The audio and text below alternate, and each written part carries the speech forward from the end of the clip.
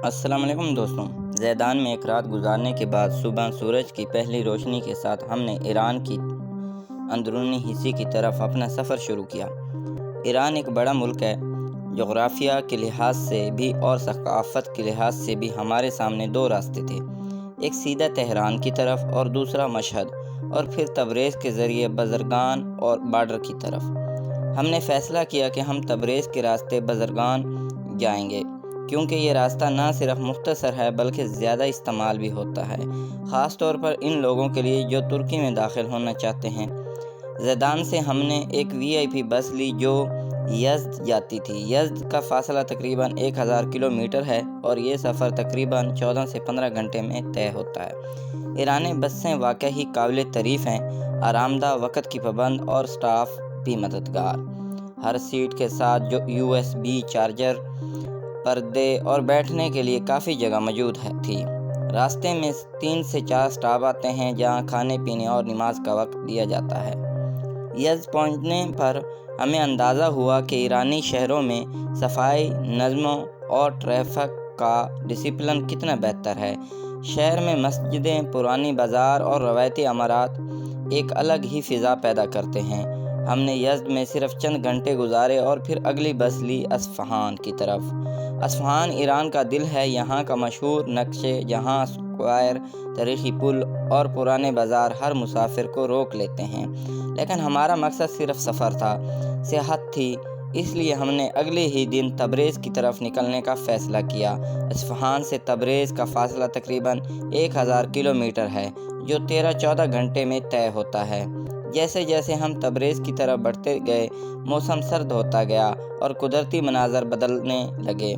سبز پہاڑ، دھند اور صاف ستھری سڑکیں، یہ سب اس سفر کا مزید خوبصورت بنا رہے تھے۔ تبریز ایک جدید ایرانی شہر ہے جس کا کلچر ترکی زبان سے بھی جڑا ہوا ہے۔ یہاں آپ کو فارسی کے ساتھ ساتھ ازری زبان بھی سننے کو ملے گی۔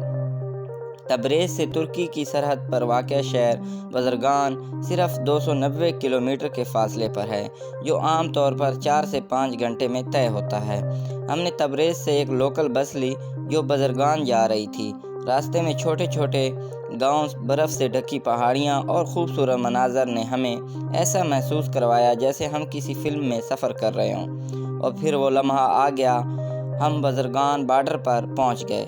یہاں ایران کا آخری سٹاپ تھا اور سامنے ترکی کا شہر کربولاک تھا۔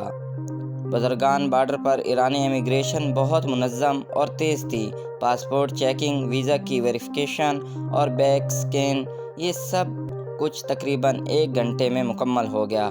ایک بات کا خیال رہے، اگر آپ کے پاس ترکی کا ویزا نہیں ہے تو آپ کو یہیں روک لیا جائے گا۔ ترکی میں داخل ہونے کے لیے آپ کے پاس لازمی طور پر ویزا ہونا چاہیے، جو آپ پاکستان سے روانگی سے پہلے آن لائن حاصل کر سکتے ہیں۔ بارڈر پر ویزا نہیں دیا جاتا۔ بزرگان سے ترکی داخل ہوتے ہی ہمیں محسوس ہوا کہ ہم ایک نئی یورپی ماحول میں داخل ہو چکے ہیں۔